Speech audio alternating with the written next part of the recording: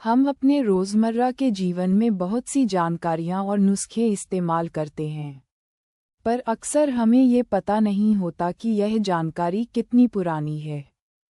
जब हम बीमार होते हैं, तो हम अक्सर उन नुस्खों का इस्तेमाल करते हैं जो हमने अपने माता पिता या दादा दादी से सुने हैं। जैसे कि खांसी होने पर अदरक और शहद खाना, गले में खराश होने पर शहद और काली मिर्च लेना, चोट लगने पर हल्दी वाला दूध पीना, या सर्दी जुकाम होने पर तुलसी के पत्ते खाना। ये जानकारी हमें कहाँ से मिली? हम में से ज़्यादातर लोगों ने इसे किसी किताब में नहीं पढ़ा, बल्कि हमने अपने माता पिता और बड़ों को दूसरों की तबीयत खराब होने पर या चोट लगने पर ये नुस्खे बताते हुए सुना है। हमने ये भी देखा है कि जिन्होंने ये नुस्खे आजमाए, उन्हें आराम मिला और उनका स्वास्थ्य भी बेहतर हुआ।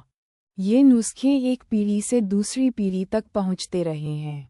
ये जानकारी सबसे पहले किसने खोजी और इन नुस्खों की शुरुआत किसने की? हमारे बुजुर्ग प्रकृति के बहुत करीब रहते थे।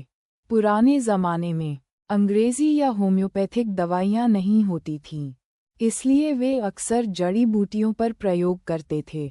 अगर कोई जड़ी बूटी खाने से उनका स्वास्थ्य बेहतर होता और किसी बीमारी से राहत मिलती, तो वे उसे लिख लेते और दूसरों को भी बताते थे। इसी तरह, अगर किसी जड़ी बूटी से वे बीमार होते थे, तो वे उसे भी दर्ज कर लेते थे और दूसरों को चेतावनी देते थे कि उस जड़ी बूटी को खाना स्वास्थ्य के लिए हानिकारक है। उन्होंने न सिर्फ इन जड़ी बूटियों और नुस्खों को खुद पर आजमाया, बल्कि अपने अनुभव कई जगहों पर लिख भी दिए। यही रिकॉर्ड पीढ़ी दर पीढ़ी हम तक पहुँचे हैं। ये नुस्खे हज़ारों साल पुराने हैं और आज भी दुनिया भर के लोगों को किसी न किसी तरह से फ़ायदा पहुंचा रहे हैं।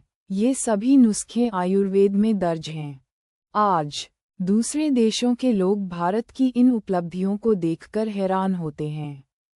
वे इस बात से चकित हैं कि हज़ारों साल पहले, जब लोगों के पास बहुत कम साधन थे, तब भी भारत के लोगों ने खुद पर प्रयोग करके ऐसी जड़ी बूटियां ढूंढ निकालीं जो इंसान को फ़ायदा पहुंचाती हैं और कई बीमारियों का इलाज करती हैं।